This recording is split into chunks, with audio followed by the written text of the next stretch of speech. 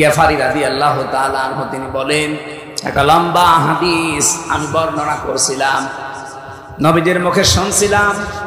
হঠাৎ করে আমি এই লম্বা হাদিস মনে রাখতে পারবো না, এই জন্য রাসূলকে আমি আলাদাভাবে কিছু প্রশ্ন করলাম।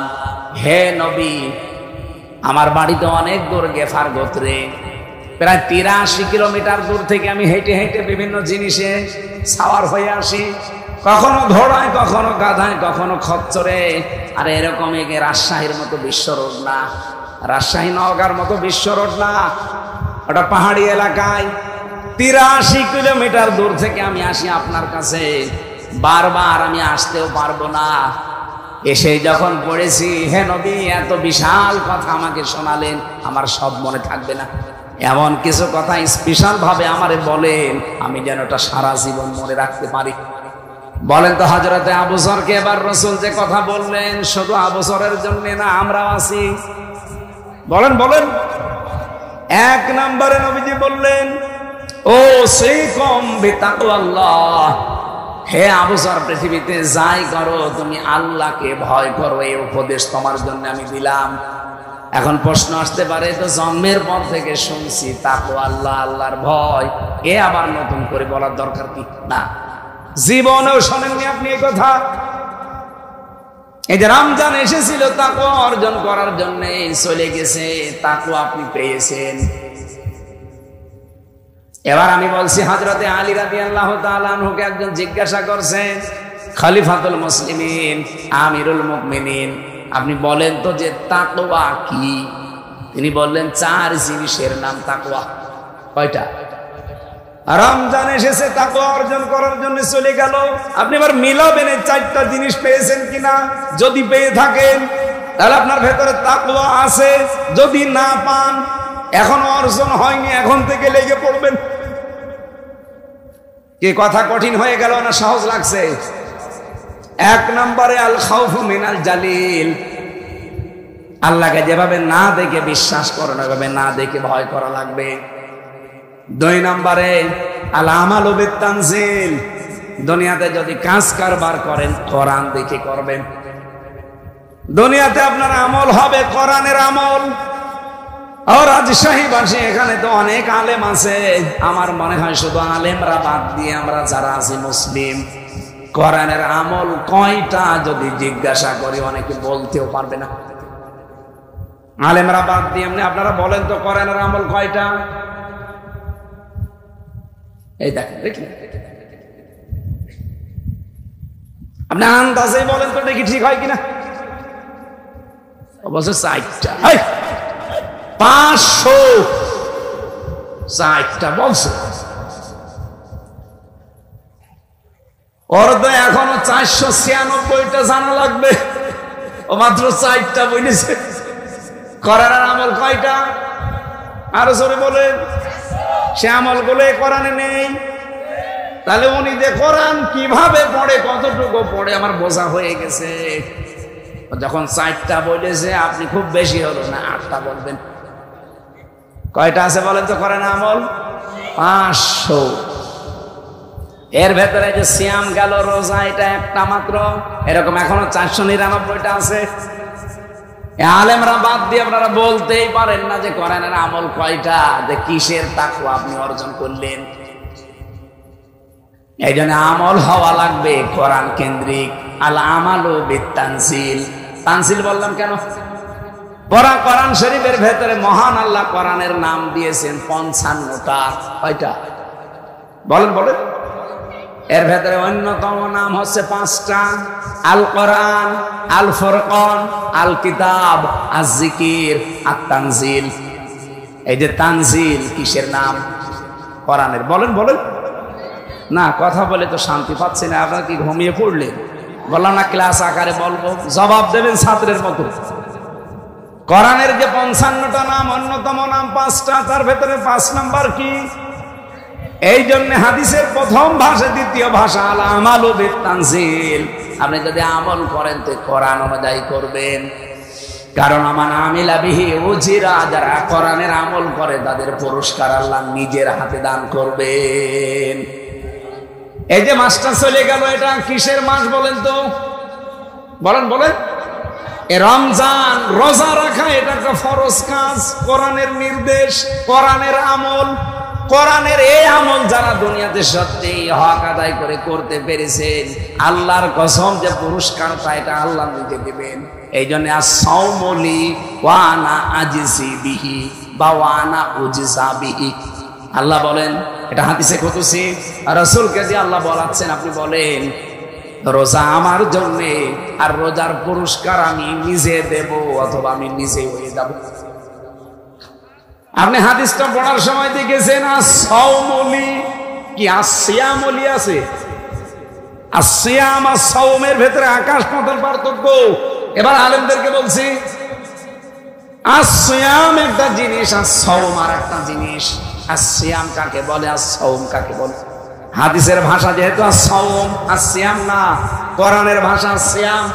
কুতিবা আলাইকুমুস সিয়াম কামা কুতিবা আলাল্লাযীনা মিন ক্বাবলিকুম। তোমাদের উপরে সিয়াম আমি লিখে দিলাম, ফরজ করে দিলাম, না সাওম লিখে দিলাম? সিয়াম। বলেন বলেন কি লিখেছে? সিয়ামের নিয়ম হচ্ছে কন্টিনিউ, ধারাবাহিক, একটার পরে আরেকটা আসতে থাকে। এটা শুধু আমাদেরকে আল্লাহ দেয়নি, এর পূর্বে যত উম্মত দুনিয়া থেকে বিদায় নিয়েছে প্রত্যেকের উপরে এটা ফরজ ছিল, যেহেতু একবারের পরে আর একবার আসতেই থাকে। তাদের সিয়ামটা ধরন আলাদা ছিল। এর আগে যারা রোজা রেখেছিল তাদের রোজার ধরন আলাদা ছিল। হযরতে মারিয়াম আলাইহিস সালাম তিনি রোজা রেখেছিলেন, তার রোজা রাখা অবস্থায় খাওয়া দাওয়া করা যেত, পান করা যেত, কিন্তু কথা বলা যেত না। সূরা মারিয়ামের ভেতরে আছে। তাহলে মারিয়াম আলাইহিস সালামের রোজার সিস্টেম ছিল কথা বলা যাবে না, বাকি সব কাজ না। আমি শেষ করি। আরে ঠিক আছে, মানে কথা বলে না, জবাব দেওয়া লাগবে না, এই তাকবীর লাগবে না, এরা বোঝে কিনা এটা দরকার। আসলে এই কথা বোঝার মতো যে মাল ম্যাটারেস লাগবে সেটা মনে হয় মনোযোগ দিয়ে শুনছেন না? আলহামদুলিল্লাহ। আসিয়াম আস-সাওম এই ব্যাখ্যাটাই কথা বলছিলাম। সিয়াম যদি আপনি পালন করতে চান, চারটা বিষয় আপনার ভেতরে থাকতে হবে।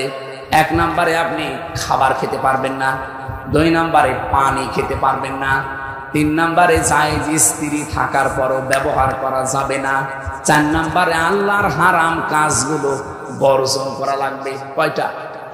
বলেন বলেন। এই চারটা বিষয় যদি আপনি পুঙ্খানুপুঙ্খানু ভাবে মানতে পারেন, তাহলে ওইটা হবে সিয়াম, থাকবে না, ওটা হয়ে যাবে সাওম। নবীজি বলেন এই সাওম যদি কেউ আদায় করে এটা তখন আল্লাহর জন্য হয়ে যায়। আস-সাওমু লি ওয়া আনা উজজা বিহি ওয়া আনা আজিজি বিহি। আল্লাহ বলেন সিয়াম যেহেতু আমার জন্য, মানুষ সাওম আমার জন্য রাখে, এর পুরস্কার আমি আল্লাহ নিজে দেব অথবা আমি নিজে এর পুরস্কার হয়ে যাব। তাহলে রোজাটা এটা কোরআনের আমল কিনা বলেন তো? কোরআনে না থাকলে আমরা এটা করতাম? বলেন বলেন। কত কষ্টের রোজা, 12-14 ঘন্টা 15 ঘন্টা প্রায় না খেয়ে থাকা লাগে। আমি রমজানের নয় রোজাতে সম্ভবত গিয়েছিলাম বাইরের দেশে। প্লেনে যখন যাচ্ছিলাম কমপক্ষে 3.5 ঘন্টা 4 ঘন্টা লাগবে যেতে। তা আমরা সেহরি খেয়ে উঠেছি, যত চাই তত আমাদের সময় বাড়তে থাকে। এদেশে যদি থাকতাম 12 ঘন্টা 14 ঘন্টা হলে আমার রোজা হয়ে যেত। এই 14 ঘন্টার সাথে যদি আরো 3.5-4 ঘন্টা বেড়ে যায়, কত ঘন্টা হয়? 18 ঘন্টা আমার রোজা রেখেছিল আমি ওই দিন, আর আসার দিনও। তাহলে এত ঘন্টা রোজা রেখে কষ্ট করলাম কেন? কারণ আমি পুরস্কার চাই আল্লাহর হাতে। পৃথিবীর একটা মাত্র ইবাদতের পুরস্কার আল্লাহ আমার নিজের হাতে দান করবে। ফেরেশতাদের, রাসূলদের, নবীদের দিয়ে দেবে না, দেবে কে? আরো জোরে বলেন। আপনার ভেতরে তাকওয়া আছে কিনা এটা আপনি বুঝবেন ওই সময় যখন আপনার দুনিয়ার আমলগুলো হবে কোরআনের আমল। কোরআনে কারিমে 500 আমল আল্লাহ দিলেন, সবচাইতে বড় আমল দিয়েছেন আল্লাহ, আন আকিমুদ্দিন, তোমরা দিন কায়েম করো। এটা যত নবীকে আল্লাহ পাঠিয়েছিলেন, বড় বড় নবীদের উপরে এই নির্দেশ দিয়েছিলেন, ওয়ালা তাতাফাররাকু ফি, আর এই বিষয়ে কোনো মত পার্থক্য করবা না। আমি পড়া কোরআন শরীফ বেড়ে দুইটা বিষয় মত পার্থক্য পেয়েছি, হারাম নিষিদ্ধ। একটা ওয়াতাসিমু বিহাবলিল্লাহি জামিয়া ওয়ালা তাফাররাকু, কোরআন একসাথে ধরবা আঁকড়িয়ে। বলেন তো আল্লাহ ওয়াতাসিমু দিয়েছেন, আলেমরা খুজু দিলেও তো অর্থ হয়েছে তো যে তোমরা ধরো। ইতিসাম দিলেন কেন? খুজু আর ইতিসামের ভেতরে আকাশ পাতাল পার্থক্য আছে। আল্লাহ শুধু যদি ওয়াতাসিমু দিতেন যে ধরো, তাও তো আর কিছু বলা লাগে না। বিহাবলিল্লাহ দিলেন কেন? আবার জামিয়া দিয়েছেন, আবার এরপরে ওয়ালা তাতাফাররাকু ফি, এত কথা বলা লাগতো না আল্লাহর। কোরআন শরীফ ধরার ক্ষেত্রে সবাই মিলে ধরা লাগবে, কোনো মত পার্থক্য, কোনো ভেদাভেদ, কোনো মত নক্য, এমনকি দলাদলি করা, ফতোয়াবাজি করা এই জায়গায় জায়েজ নেই। আর দিন কায়েমের জন্য যখন সবাইকে আল্লাহ নির্দেশ দিলেন যে দিন কায়েম করো, এখানে কোনো মত পার্থক্য, দলাদলি, কোনো ফতোয়াবাজি করবা না। এই দুইটা জায়গায় দলাদলি করা, মত পার্থক্য করা হারাম। আর আমরা এই দুইটা জায়গায় সব চাইতে বেশি দলাদলি করি। কোরআনের কাছে আসতে বললে মানুষ না, কত তাল বাহানা। দিন কায়েমের কথা বললে কত রকমের উল্টাপাল্টা ফতোয়া। কত মানুষ তো অলরেডি বলে ফেলেছে এই কথা যে কোরআনের সাথে এই যে দিন কায়েমের কথা যারা বলে এরা ধর্ম ব্যবসা করে, ধর্মকে পুঁজি করে নাকি আমরা ব্যবসা করি। বলেন নাউজুবিল্লাহ। এরা যদি কেউ বুঝে শুনে বলে থাকেন, আপনি আমাকে বলেননি, আপনি সরাসরি বলেছেন আল্লাহকে, কারণ আল্লাহ এই আয়াত নাযিল করেছে। এই কথা বলেন না কেন? আলালাহুল খালকু ওয়াল আমরু, আয়াতটি আমার বানানো, আল্লাহ নাযিল করা। ইনিল হুকমু ইল্লা লিল্লাহ, এটাকে আমার বানানো না নাযিল করা।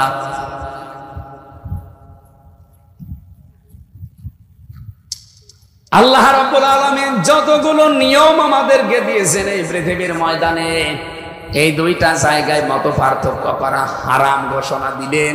আর আমাদের কাজ কাম যাই হোক না কেন, এই দুই জায়গায় এসে দেখবেন যত রকমের ফতোয়াবাজি।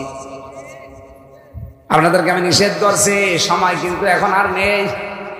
এখনো যদি আমরা এক হতে না পারি কোরআনের কাছে এসে, সে যে দলের লোক হন, এদেশ কিন্তু আবার 100 বছর সুযোগ হারিয়ে ফেলবেন। আল্লাহ পাক একটা সময় যেহেতু অনুকূলে এনে দিয়েছে, সব ভুলে যান, আগে এক হন।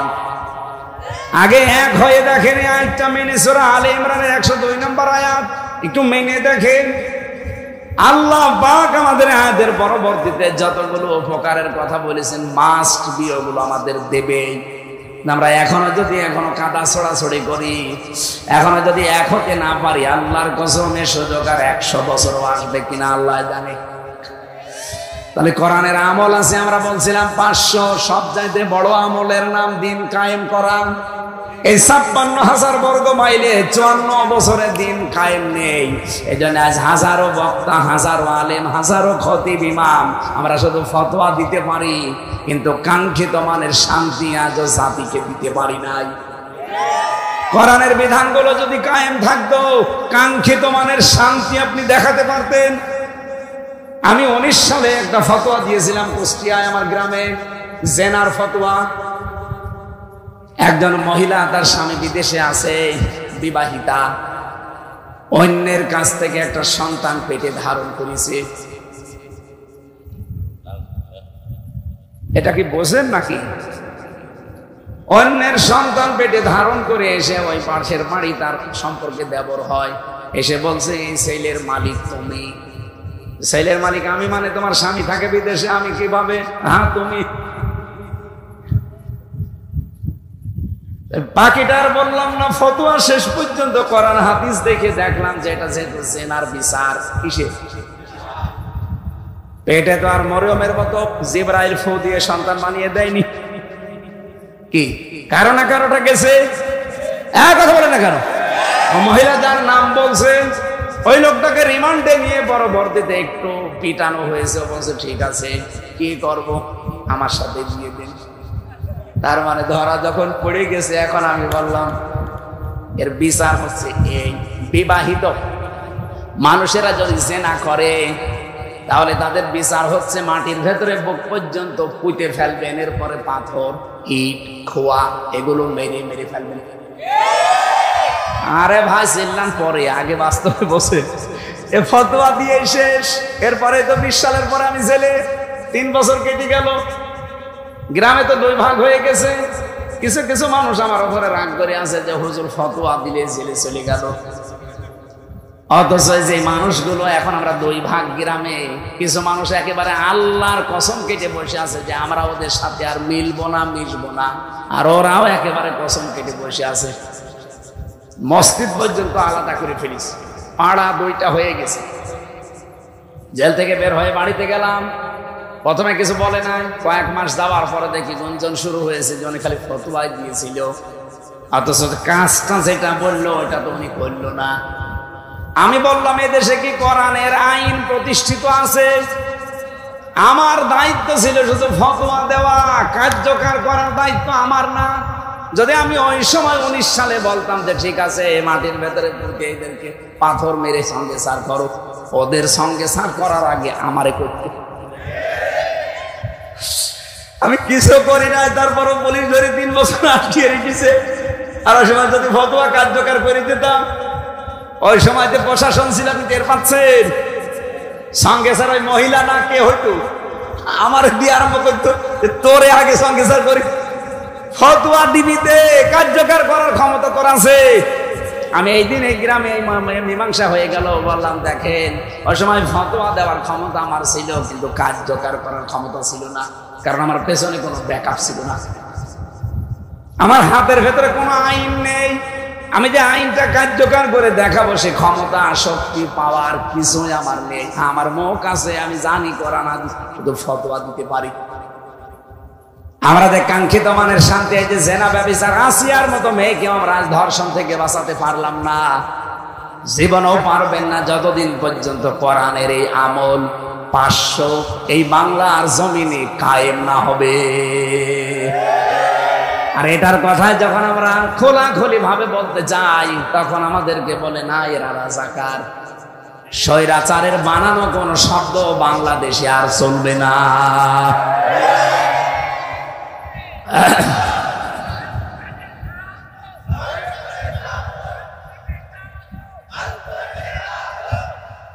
মুরব্বী তোমার আছে যে ইমান ভালোই আছে না? আমি মনে হয় বিস্তারিত চলে যাচ্ছি, আর সময় বেশি নেই। 3 নম্বরে চালান চালান, এদিকে আসেন, সময়ের কোনো জ্ঞান নেই আপনার। চালান চালান আসরের নামাজ এসে বসে আছে এখানে, যে আসরের নামাজ পড়ে উঠবো, আর তুলতে তুলতে বাজাচ্ছে রাত 9টা, আর এখন বলছে চালান চালান। আল কিনায়াতু বিল কলিল, অল্পে তুষ্ট থাকা লাগবে। 4 নম্বরে আখিরাতের পুঁজি তৈরি করার মতো মন মানসিকতা থাকা লাগবে। এই 4টা বিষয়ের নাম হচ্ছে তাকওয়া। রব্বুল আলামিন কোরআনে কারিমে প্রায় 200 জায়গার উপরে এই শব্দটা দিয়েছেন। বিশ্ব নবীর কাছে কেউ আসলে তাকে আগেই বলতেন ওসিকুম বিতাকওয়াল্লাহ, আল্লাহকে ভয় করো। এই শব্দটা কোরআনে কারিমের সূরা নিসা 131 নম্বর আয়াতে আমি পেয়েছি। রব্বুল আলামিন শুধু আমাদের না, এই পৃথিবীর যেদিন প্রথম মানুষ পাঠিয়েছেন হযরত আদম আলাইহিস সালাম থেকে আজ পর্যন্ত, এখান থেকে কিয়ামত পর্যন্ত যত মানুষ আসবে, হয়তো শরীয়তের বিধান আমাদের কম বেশি আল্লাহ দিয়েছেন, এই বিধানটা আল্লাহ সবার প্রতি এককভাবে দিয়েছেন। ওয়ালাকাদ ওয়াসাইনাল্লাযীনা উতুল কিতাবা মিন ক্বাবলিকুম ওয়া ইয়্যাকুম আনিত্তাকুল্লাহ। বলেন আল্লাহু আকবার। হে নবী, আপনাকে এবং আপনার পূর্বে যত মানুষ দুনিয়া থেকে বিদায় নিয়েছে, অবশ্যই ওয়ালাকাদ, অবশ্যই ওয়াসাইনা, আমি আল্লাহ নির্দেশ দিয়েছিলাম, উপদেশ দিয়েছিলাম, আপনার পূর্বে যত মানুষ দুনিয়া থেকে বিদায় নিয়েছে সবার প্রতি আমার এই নির্দেশ ছিল যে আল্লাহকে ভয় করো। তাহলে আল্লাহকে ভয় করার অর্থ পেলাম কয়টা? বলেন বলেন। 1 নম্বরে যেভাবে না দেখে বিশ্বাস করুন, ওইভাবেই না দেখে ভয় করা। 2 নম্বরে কোরআনের আমলগুলো দুনিয়াতে আপনি করবেন। 3 নম্বরে অল্পে তুষ্ট থাকবেন।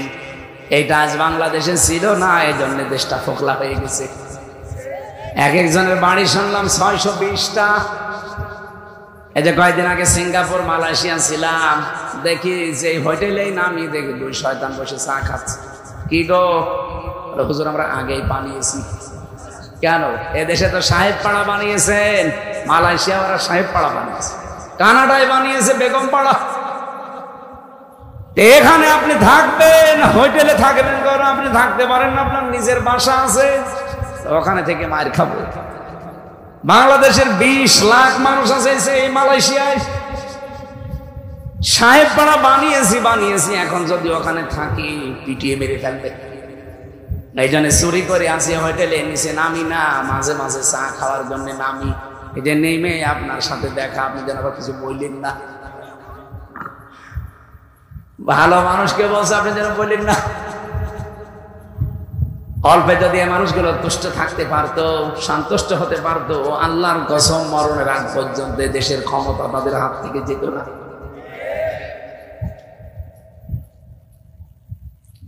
যে মহিলা এতদিন পর্যন্ত মানুষকে শুনিয়েছে যে আমার ছেলে মেয়ের জন্য আমি কিছু রাখি নাই, শুধু লেখাপড়া শিখিয়েছি, ডাহা মিথ্যা কথা।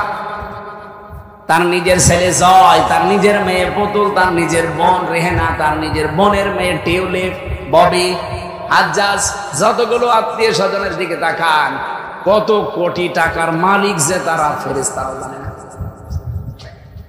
শুধু এই যে পাবনার রূপপুর থেকে ওনার ছোট বোন যেটা রেহানা, ৭৬,০০০ কোটি টাকা একটা প্রকল্প থেকে নিয়েছে। বলে তো এক জায়গা থেকে যদি এত নিতে পারে, তার বাকি জায়গা কি অবস্থা? যেটারে আল্লাহর ওলি মনে করতাম দরবেশ, ওইটা ৩৬,০০০ কোটি টাকা চুরি করিস। দরবেশ যদি এই ঘরেতে ধরবেশ, যেগুলো দরবেশের ভল ধরেছিল, ওইগুলোর অবস্থা কি? অল্পে তুষ্টি হতে পারে না। এখনো পর্যন্ত আমরা দেখছি অনেকে অল্পে তুষ্ট হতে পারছে না। এই যে অল্পে যারা তুষ্ট হতে পারে না, তারা কিয়ামতের দিন কুকুরের আকৃতি নিয়ে উঠবে। সূরা রহমানের ইয়ারাফুল মুজরিমুনা বিসিমাহুম ফায়ুখাযু বিন নাওয়াসি ওয়াল আকদাম, এই আয়াতের ব্যাখ্যায় আপনি দেখবেন 10 প্রকার আকৃতির কথা আছে। কিয়ামতের দিনে মানুষের আকৃতি অধিকাংশ থাকবে না, কিছু মানুষের আকার হবে কুকুরের মতো। কুকুরের স্বভাব কি? 2টা কুকুরকে খাবার দেন, একটাকে যা দিয়েছেন সারাদিন খাবে, ফুরাবে না, এরপরেও দেখবেন পাশেরটায় হামলা দেয়। এক কথা বলছেন না কেন? এই বাংলাদেশে যারা চাঁদাবাজি করে, যারা ছিনতাই করে, তাদের যা সম্পদ আছে আমি তো জানি, মরণ পর্যন্ত খেলেও ফরাবে না, এরপরও দেখেন জনগণেরটাই হামলা দেয়। আজকে মাগুরায় দিয়েছে। কথা বলছে না কেন? বানিয়ে বলছে, ওই যে সংবাদ সম্মেলন পর্যন্ত আজকে করেছে। চাঁদা চেয়েছিল যে চাঁদা দেওয়া লাগবে। কেন? আপনিও দেশের নাগরিক, আমিও দেশের নাগরিক, আপনাকে চাঁদা দেবো মানে? দিতে রাজি হয়নি, ঘর বাড়ি ভেঙে দিয়েছে। সেই মানুষগুলো এগুলো করছেন, আপনি তো অল্প তুষ্ট হতে পারেননি। যারা চাঁদা চাইতে গিয়েছিলেন, আপনি কি ফকির? আপনার বাবার যা আছে আপনি তো মরণ পর্যন্ত খেয়ে ফোরানোর কথা না। এর বড় যারা এই কাজ করলেন, আল্লাহর কসম করে বলছি, কিয়ামতের দিন আপনি যতই নামাজ পড়েন, তাহাজ্জুদ পড়েন, হজ করে আসেন আর উমরা করেন, আপনার উমরা তো উমরা না, এটা সেলফি উমরা। এখন অধিকাংশ যারা উমরায় যায় দেখেন আগে সেলফি করে, বিমানবন্দরে এই পোশাক পরে বলে আমি সেলফি তুলেছি, এই যে আমি উমরায় যাচ্ছি, কাবা শরীফ সামনে নিয়ে সেলফি তোলে। আরে ভাই, ওখানে আল্লাহর মহব্বতে মানুষ গদগদ হয়ে যাবে না? ও সেলফি তুলতেছে, ওটা কি হাসি না সেলফি হাসি?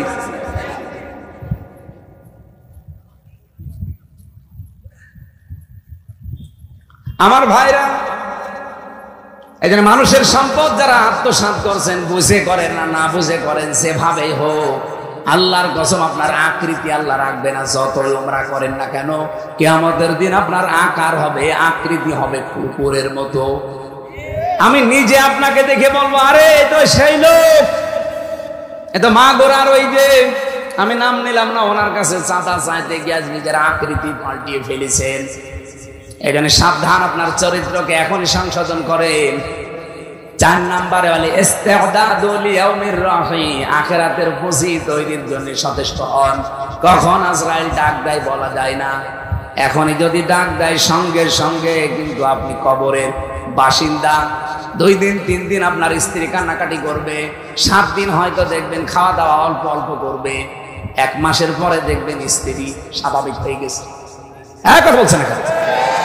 আমার নিজের স্ত্রীর কথা আমি বলছি, এটা রেকর্ড হচ্ছে। ও যদি শোনেও যা মনে করে করুক। আমি আল্লাহর কসম করে বলছি আমাকে ভালোবাসে, কিন্তু এখন যদি আমি মারা যাই, আপনি যদি খবর পাঠান যে হুজুর মরে গেছে, কান্নাকাটি করে পাগল হয়ে যাবে, থামানো যাবে না। অন্তত 5-7 দিন খাওয়া দাওয়া হালকা হালকা করবে। 3 মাস 10 দিনের ভেতরের মা বাবা নিজে এসে বলবে, বিয়া সাহেব হামজা তো মরেই গেছে, মেয়ার কতদিন রাখবো, দিয়ে দেন।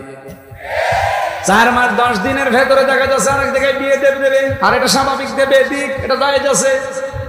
মাত্র 4-5 দিন সংসার করবে, সেখানে 4-5 দিন পরে বাবার কাছে মোবাইল করে বলবে, আব্বা হামজা তো আর কি ছিল, এখন যেটা পেয়েছে এটা 100 গুণ ভালো।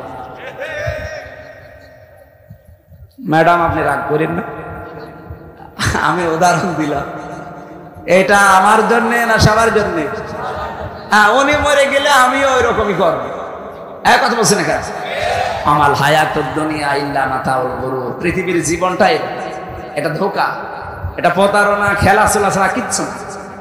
সুতরাং আখিরাতের পুঁজি তৈরি করার জন্য সচেষ্ট থাকা লাগবে। 4টা বিষয় আমি আবার রিপিট করছি। আল কিনা আল খাউফু মিনাল জালিল, আল আমালু বিত তানজিল, আল কিনায়াতু বিল কলিল, আল ইস্তিদাদু লিয়াউমির রাহি। এই 4টা বিষয় যার ভেতরে আসবে তার ভেতরে তাকওয়া আছে। হযরতে আবু যর গিফারিকে আল্লাহর নবী এই কথাটা উপদেশ প্রথম দিলেন। নবীজি বললেন, যদি তাকওয়া অর্জন করো কি লাভ হবে জানো? ফাইন্নাহু আজিয়ানু বিআমরিহি কুল্লিহি। এই পৃথিবীতে তোমার যত আমল আছে, যত কাজ কারবার আছে, সব কাজের সৌন্দর্য আমার আল্লাহ বৃদ্ধি করে দেবে। জাইনুন আজিয়ানু, এটা ইসমে তাফজিল থেকে এসেছে। এই পৃথিবীতে তাকওয়ার দ্বারা মানুষের সামনের কাজগুলো সৌন্দর্য বর্ধন হতে থাকে, বৃদ্ধি হতে থাকে। লিআমরিহি কুল্লিহি, লিআমরিকা কুল্লিহি। এই পৃথিবীতে যত কাজ আপনি সামনে হাত দেবেন, আপনার কাজগুলো সব সৌন্দর্য মণ্ডিত হতে থাকবে। মানুষের সম্মান মর্যাদা কিসে বাড়ে অনেকে জানে না। অনেকে মনে করে যে অন্য কিছুর ভেতরে মনে হয় সম্মান আছে। না, মানুষের সম্মান আর মর্যাদা কিসে? কোরআন জানিয়েছে। কে জানিয়েছে? আল্লাহ রাব্বুল আলামিন বলেন, ইয়ারফাউল্লাহুল্লাযীনা আমানু মিনকুম ওয়াল্লাযীনা উতুল ইলমা দারাজাত। তোমাদের দিন যত যাবে মর্যাদা আল্লাহ বৃদ্ধি করতেই থাকবে। এজন্য ইয়ারফা, এটা মুজারি, বর্তমান, ভবিষ্যৎ, প্রেজেন্ট, ফিউচার। এই এখানে গল্প করছে কি গো? বসেন।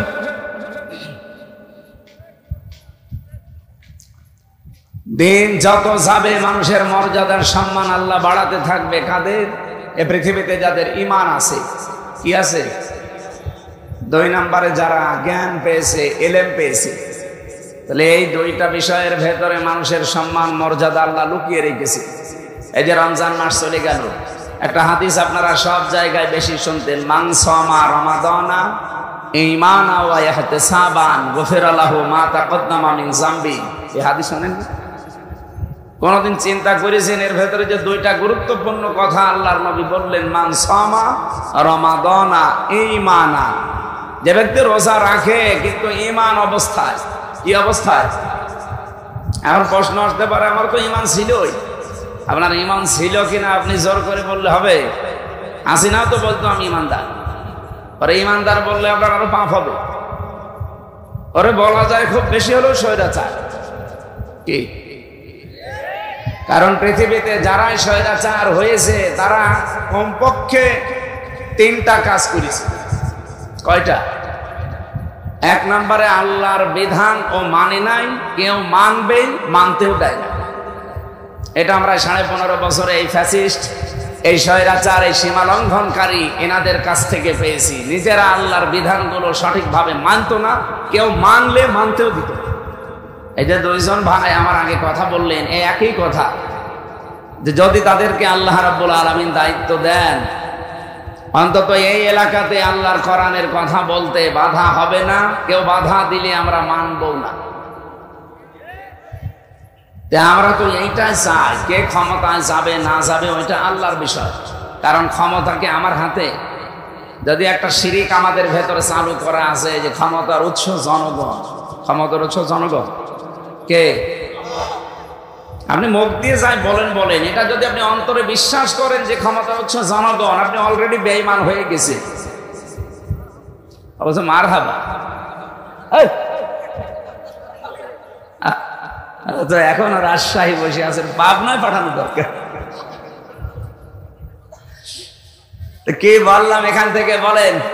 ক্ষমতার উৎস জনগণ, এ কথা যদি হিন্দুদের ভোট পাওয়ার জন্য বলেও থাকেন, মুখে অন্তরে বিশ্বাস করেন, ঠিক আছে। তাহলে আমাদের ঈমান আছে কিনা এটা কে বলবে?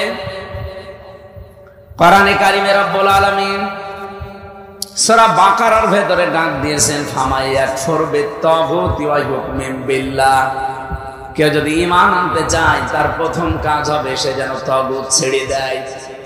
তাহলে আপনি তাগুত ছেড়ে দিয়েছেন কিনা এটা আগে দেখবেন। তাগুতের যত অর্থ আছে তার প্রথম অর্থ আমি বললাম, নিজে আল্লাহর বিধান মানে না, অন্য কেউ মানবে, মানতেও দেয় না, এটার নাম কি? তাগুত। বলেন বলেন। এই যার নাম তাগুত, তার নাম স্বৈরাচার, তার নাম সীমা লঙ্ঘনকারী, তার নাম ফ্যাসিস্ট, একই জিনিস। তাহলে বিগত যারা দায়িত্বে ছিল ওদেরকে আমরা সারা পৃথিবী এখন জানে তারা ফ্যাসিস্ট ছিল, তারা স্বৈরাচার ছিল। আর আরবি দেশগুলোতে যাবেন, আরব দেশগুলোতে তারা বলবে তাগুত ছিল। কি ছিল? আর বাংলায় কথা বলি আমরা যারা, তারা বলি সীমা লঙ্ঘনকারী ছিল। ইযহাবি ইলা ফিরআউনা ইন্নাহু তাগা। মুসা আলাইহিস সালামকে আল্লাহ বলেছিলেন ফেরাউনের কাছে যাও, কারণ সে তাগুত হয়ে গেছে। তাগুত মানে সীমা লঙ্ঘনকারী হয়ে গেছে। তারা যে সীমা লঙ্ঘন করেছিল এর বাস্তব প্রমাণ আয়নাঘর। এটা সর্বোচ্চ পর্যায়ে। আয়নাঘর যে কত কঠিন, আমি তো মিনিটায় ছিলাম মাত্র 10 দিন। যারা বিগটায় ছিল তারা যে কি অবস্থায় ছিল তারা ছাড়া কেউ বলতে পারবে না। ব্যারিস্টার আরমান টকশোতে কথা বলতে গিয়ে অঝর নয়নে কাঁদছিল।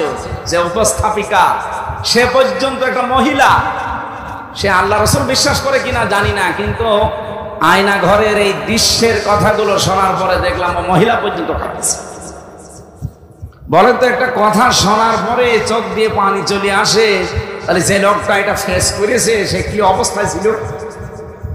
আমি বললাম না, আমি তো ছোটটাই ছিলাম, তাই যদি আমার জীবন শেষ হয়ে যায়, তাও মাত্র ছিলাম 10 দিন। এরপরে তো আমার জেলখানায় দিয়ে দেয় 3 বছর। আর যারা 9 বছর, 10 বছর, 14 বছর পড়েছিল একাধারে, 3.5 হাত এদিকে, এদিকে 1.5 হাত, তাও সামনে একটা টয়লেট দেওয়া, পায়ে আবার শিকল বাঁধা। আপনি ভাবতে পারেন? নিজেকে আপনি দাঁড় করান তো ওই জায়গায়, কেমন লাগে আপনার? এখনো পর্যন্ত অনেকে জালেমের সাফাই গায়। ও মানুষ, ও তো জানোয়ারের দায়িত্ব খায়।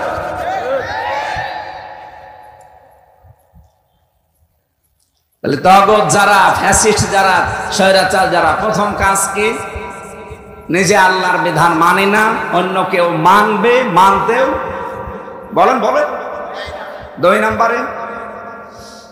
2 নম্বরে জনগণের জন্য এমন এমন আইন তৈরি করে যেটা জনগণকে শুধু কষ্টই বৃদ্ধি করে। 15.5 বছরের প্রমাণ আমি নাম নিলাম না। আপনি দেখেন যতগুলো আইন বানিয়েছিল কোনটা মানুষের উপকারের জন্য? সবগুলো মানুষের কষ্ট দেওয়ার জন্য। সে নিজের দলের লোক হোক, বিরোধী দলের লোক হোক, কিভাবে মানুষ কষ্ট পাবে সেই কাজ করত। এটা স্বৈরাচারের 2 নম্বর ধাপ। 3 নাম্বার, হযরতে মুসা আলাইহিস সালামকে লক্ষ্য করে ফেরাউন বলেছিল, দারুনি আকতুল মুসা ওয়ালিয়াদু রাব্বা। আমাকে ছেড়ে দাও, আমি মুসাকে হত্যা করব। আর রাজশাহীবাসী, এটা রেকর্ড হচ্ছে, ভালো করে শুনেন। ফেরাউনের লস্কর, তার প্রশাসন, তার গোয়েন্দা বিভাগ, তার বিচার ব্যবস্থা ছিল না? ছিল না? আরো জোরে বলেন। তার তো সব ছিল। সে নিজে কেন বললো আমি হত্যা করব? আমি নিজের হাতে মুসাকে হত্যা করবো, এই কথা বললো কেন? কারণ স্বৈরাচার যারা হয় তারা যখন দেখে যে এটা আমার সিয়ারের বিরুদ্ধে, আমার জন্য হুমকি এটা, তখন সে সরাসরি তাকে নিজের হাতে হত্যা করতে চায়। আপনি বেজর বজলুল হুদা, চুয়াডাঙ্গার আলমডাঙ্গার সন্তান, নাম শোনেন? আমি ওই সময় জেলে ছিলাম। মেজর বজলুল হুদাকে যিনি পালিয়েছে উনি নিজে নাকি জবাই করেছিল। এখন প্রমাণ পাচ্ছি আমরা, কারণ বিকাল 4টার পরে তো জেলখানার সব রুমগুলো তালাবদ্ধ করে দেয়। এরপরে কখন কি হয় কিছু জানা যায় না। ফাঁসির আদেশ যেদিন হয় ওই দিন শুধু আওয়াজ শোনা যায়, লিল্লাহি তাকবীর, আল্লাহু আকবার। যারা মুসলমান এদেরকে যখন ফাঁসি দিতে নিয়ে যায় তখন এই আওয়াজ করে, তখন কারারক্ষীরা বলে হুজুর আজকে ফাঁসি হচ্ছে। রাত 10টা 1 বা 12টা 1 এখন ফাঁসি হচ্ছে। সে রাজশাহী বলেন, আমি তো গাজীপুরে ছিলাম, আমি দেখেছি আমার সামনে বহু মানুষকে ফাঁসি দিয়েছি, ওই আওয়াজ শুনতাম শুধু আজকে ফাঁসি হবে। সকালবেলা যখন হাসপাতালে যেতাম দেখতাম যে এই জায়গায় ফাঁসি দিয়েছে। স্বৈরাচার যারা, তাদের 3 নাম্বার যে কাজটা, যেহেতু এই কাজটা উনি নিজে করেছে, তাহলে গত যারা দায়িত্বে ছিল এরা কি ইমানদার না স্বৈরাচার? বলেন বলেন, আপনার ইমান আছে কিনা আপনি এবার বলেন। সাহাবী প্রশ্ন করলেন, হে নবী আমার যে ইমান আছে আমি কিভাবে টের পাবো? আমার কি জব্বা গায়ে আছে এইটা দেখে আমি মনে করবো আমার ইমান আছে? আমার দাড়ি বড় বড় হয়ে গেছে আমি কি এটা দেখে মনে করবো যে আমার ইমান আছে? বিশ্ব নবী বলেন না, ইদা সাররাতকা হাসানাতুকা ওয়া সাআতকা সাজ্জিআতুকা ফাআনতা মুমিন। যখন তোমার ভালো কাজগুলো তোমাকে আনন্দ দেবে আর অন্যায় কাজ দেখলেই তোমার ভেতর থেকে একটা বাধা আসবে, তখন তুমি বুঝবে তোমার ঈমান আছে। এ পর্যন্ত বুঝেছে? তারা আপনারা যারা 1 মাস রোজা রেখে নিজেকে নিষ্পাপ মনে করছেন যে আল্লাহ সব অপরাধ মাফ করে দিয়েছে, হ্যাঁ নবীদের কথা 100 ভাগ খাঁটি কথা, 100 ভাগ সত্য কথা, মাপও হয়েছে, হবেও ঠিক, কিন্তু ঈমান থাকা লাগবে। অন্যায় দেখলে আপনার ভেতর থেকে অবশ্যই একটা বাধা আসবেই। যদি বাধা না আসে আরো আনন্দ লাগে, বুঝবেন আপনার ঈমান নেই, আপনি বেঈমান। আমি দ্বিতীয় শব্দের ব্যাখ্যায় আর গেলাম না। ইহতিসাব মানে হিসাব করে জীবন চালানো লাগবে। আমি যে কথাটা তুলেছিলাম এখান থেকে